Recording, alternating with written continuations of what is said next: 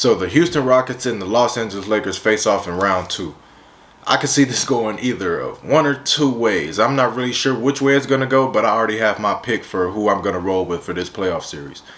Now, when you look at a team like Houston, they do small ball, but you have two players that are virtually unguardable by anybody, Russell Westbrook and James Harden.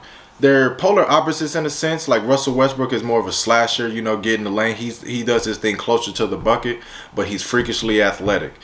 James Harden, on the other hand, he likes to stay back away from the bucket. He can do it all, but he likes to stay back away from the bucket, shoot those threes, and he can get to the bucket as well. But his is more with pure size and strength over the defender. And when you look at their team, they play a lot of five wide. They don't have a big guy. They don't have any of those things.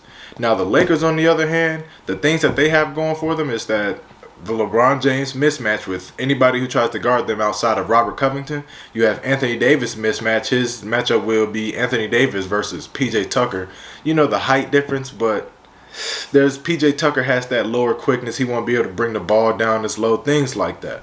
And then the Lakers also have the typical playoff style of play. They get the ball down low. They have the bigs. You know what I mean? They grab the rebound. They get it in transition if needed. Bron controls the half-court game, etc.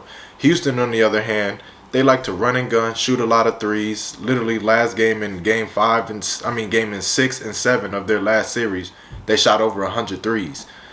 They don't really play the typical style of playoff basketball, which is why I'm not going to be rooting for the Houston Rockets in this series. I'm going to go with the Lake Show. I think it's about a 4-2. You know what I mean? Especially because that mismatch with LeBron on whoever's trying to guard him. Really, I think he'll draw that Robert Covington, who is the Houston Rockets' best defender.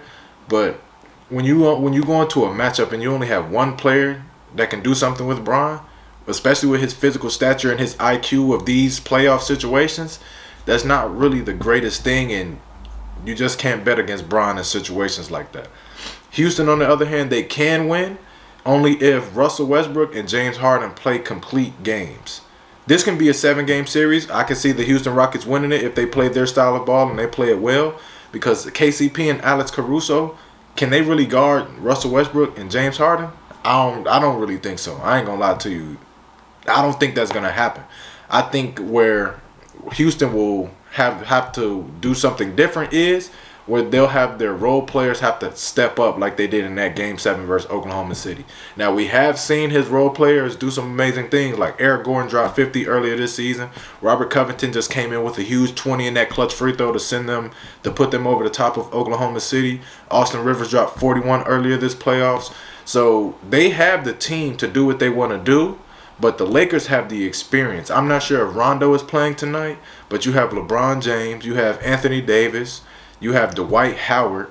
You have all of these players that come together on the team for their success. Like I said before, I got it 4-2 Lakers. You never know. I could be wrong. I'm not really sure. I'm going to go with the Lake Show this round, though.